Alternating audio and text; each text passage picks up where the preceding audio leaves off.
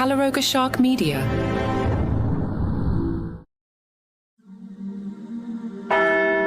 They came from far and wide. The United States, the United Kingdom, South America, and beyond. All united in their desire to pay their last respects to Pope Francis.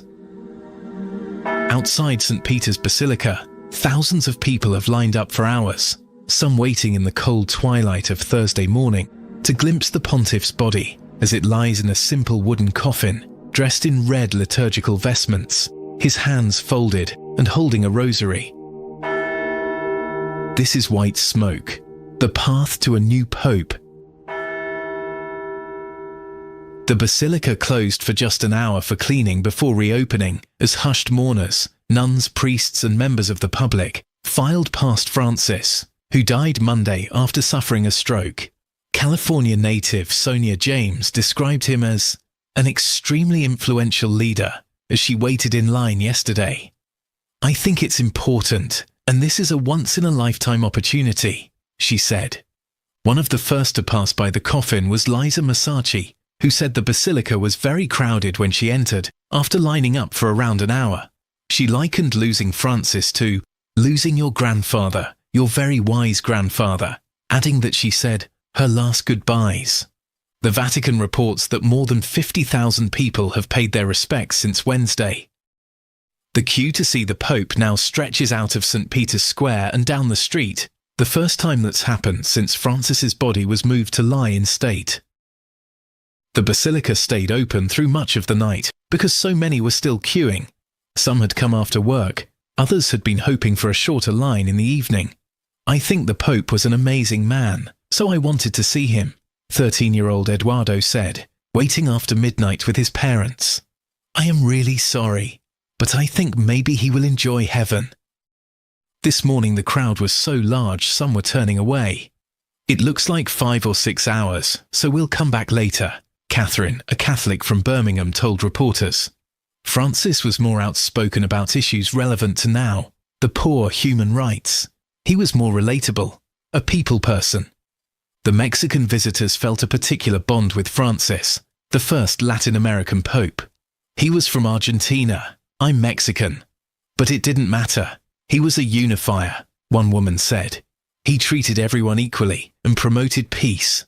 We came here to say thank you for what he did for us, and to pray that the new pope will be as right-minded in his ideas. We ask God to help us." While crowds continue to pay their respects, cardinals have been meeting each morning in the Holy See's Apostolic Palace since Francis died on Easter Monday. This morning marked their third congregation meeting. During these gatherings, the cardinals decide on the logistics of the mourning period, but Vatican experts say they can also set the agenda for the conclave and privately lay out their priorities as they prepare to choose the next pope. As cardinals trickled out of a door in the Vatican near the Sant'Anna Church yesterday, after their second meeting since Francis died, some outlined topics they wanted the church to focus on. "The central point is the preaching of the authentic faith as it is," said conservative Cardinal Mauro Piacenza. Most of the cardinals' decisions that have been publicly disclosed relate to arrangements for Francis's funeral and commemorations, but they will also need to pick a date for the conclave.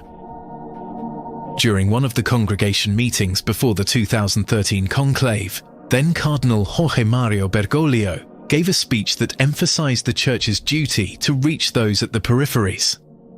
That speech made a significant mark, and Cardinal Bergoglio was elected Pope, becoming Francis.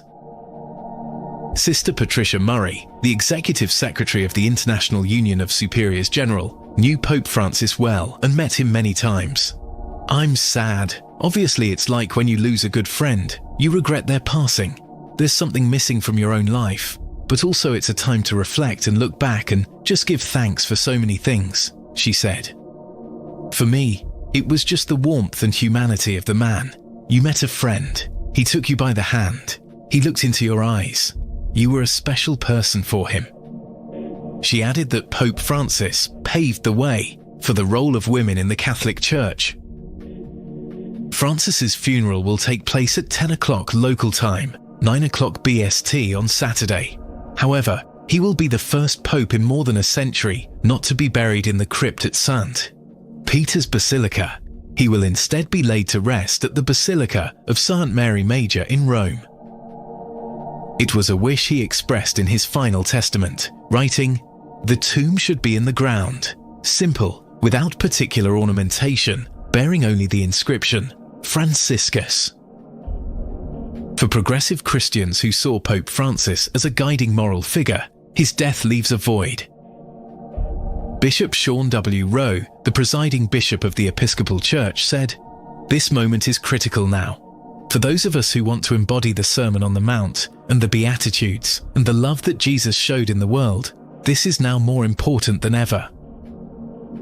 Francis stood in contrast to a brand of Christianity that has increasing power in the United States, one mixed with nationalism and, according to Bishop Rowe, not only fundamentally not Christian, but also dangerous.